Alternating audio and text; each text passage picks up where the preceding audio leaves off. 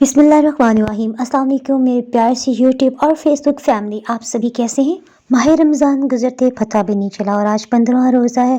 सो हमने इफ्तार के लिए काली गाजर के मज़ेदार से ब्लूबेरी के टेस्ट वाले लड्डू बनाए। अगर आपको भी इफ्तार के बाद वीकनेस फील होती है ना, तो आपने ये ज़रूर ट्राई करना है। इसके साथ आपको इफ्तार व्लॉग में बहुत सी रेसिपीज़ मिलने वाली हैं। सो मुश्किल रेसिपीज़ को आसान बनाना और इसे यूनिक स्टाइल में कैसे प्रेजेंट कर सकते हैं, ये सभी देखने के लिए अगर आप इस चैनल पर नए हैं और मज़ीद रेसिपीज़ देखना चाहते हैं तो ब्लैक सब्सक्राइब के बटन के साथ साथ अगर आप बेल आइकन को प्रेस कर लेंगे ना, तो नई अपलोड होने वाली वीडियो का नोटिफिकेशन आपको सबसे पहले ही फ्री में मिल जाएगा।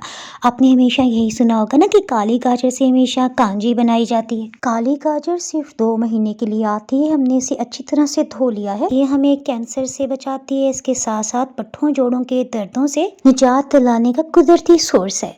छिलका उतारने से पहले जब हमने इसे वेट मशीन पे चेक किया तो ये 236 ग्राम है, यानी 250 ग्राम्स, एक पाव से थोड़ा सा वजन कम है। काली गाजर मुझे तो कुदरत का एक हसीन नमूना लगती है। देखिए लुक वाइज कितनी खूबसूरत है। छिलके बिल्कुल ऐसे जैसे कोयले के पीसेस पड़े हों। गाजर को हमने छिलका उतारने से पहले भी धोया था। इसका छिलका थोड़ा मोटा होता है और हम दोबारा से एक दफ़ा इसे धो लेते हैं।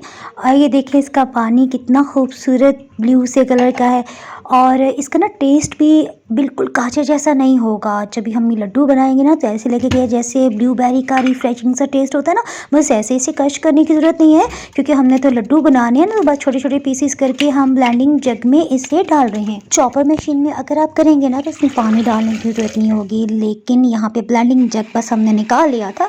इसमें हमने 1 कप पानी डालते हुए ना इसे थोड़ा सा चला रहे हैं। उसके बाद इसे ऑफ करें, दोबारा से ऑन करें, यानी कि हमें यह कि इसका पेस्ट नहीं बनाना, इसे हमें सिर्फ क्रश करना है।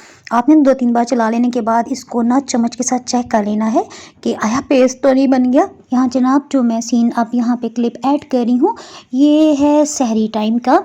नाश्ता बनाने से पहले ना यहाँ पे मैंने 2 किलो दूध रख दिया था और इसमें ना जैसे ही उबाल आया हमने इसमें चम्मच भी रखा और फिर ढक्कन से कवर करते ही हीट को लो कर दिया ताकि इसमें से स्टीम निकलती रहे। नमाज और तिलावत कुरान पाक के बाद मैंने इसको हीट को ऑफ करते हुए सो गई थी, थोड़ी देर रेस्ट किया और अब जनाब दिन के 11 बजे हैं। मैंने सोचा सबसे पहले लड्डू तो तैयार करें, उसके बाद बाकी स्नैक्स वगैरह तो इफ्तार से 2 घंटे पहले ही तैयार करेंगे। यहाँ पे ना मैंने ब्लेंड किए हुए गाजर जो थी वो इसे शामिल कर दिया। अब यहाँ पे हीट हम ना मीडियम हाई रख रहे हैं क्योंकि इसका खोया तो काफ़ी हद तक तैयार हो गया था ना, अब हमने जस्ट इसे पकाना है। आप इसके बाद मैं अमूमन ना इफ्तार बनाते कोई ना कोई नात पढ़ रही होती हूँ। पढ़ते पढ़ते ख्याल आया कि जनाब यहाँ तो रिकॉर्डिंग हो रही है, खामोश हो जाऊँ। हमेशा से ना मैं सब्ज़ इलायची को छिलके समेत पीस के ना एयरटाइट बॉटल में महफूज रखती हूँ, लेकिन आज ना मेरे पास बिल्कुल भी नहीं थी।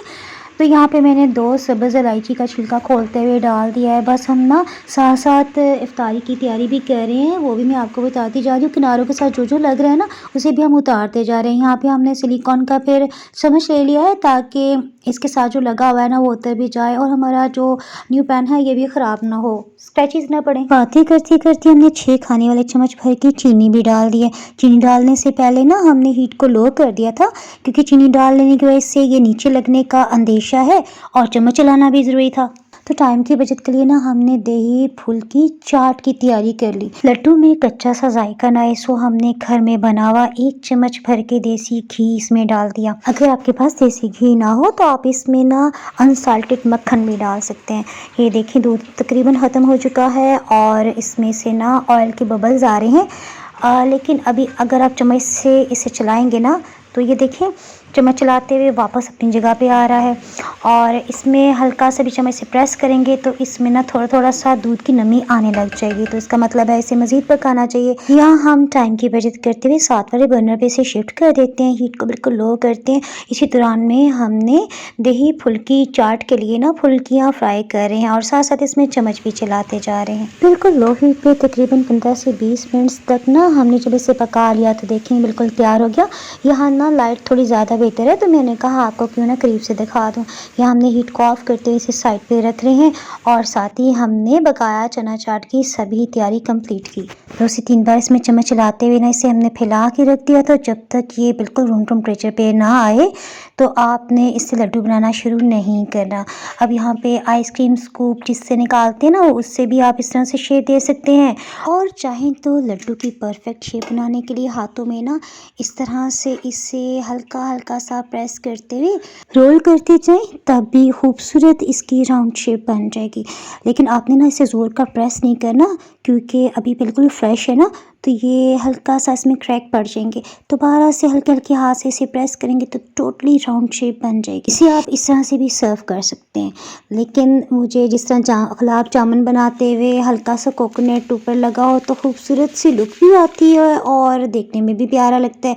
तो हमने इस तरह किया कि अच्छी क्वालिटी का आपने इसमें नारियल ले लेना है, खोपरा, और उसे आपने थोड़ा सा टेस्ट ज़रूर कर लेना है। अगर उसका हल्का भी टेस्ट ख़राब हो तो आपने इस्तेमाल नहीं करना। ये देखिए कोकोनट की वजह से इसकी लुक कितनी खूबसूरत हो गई है।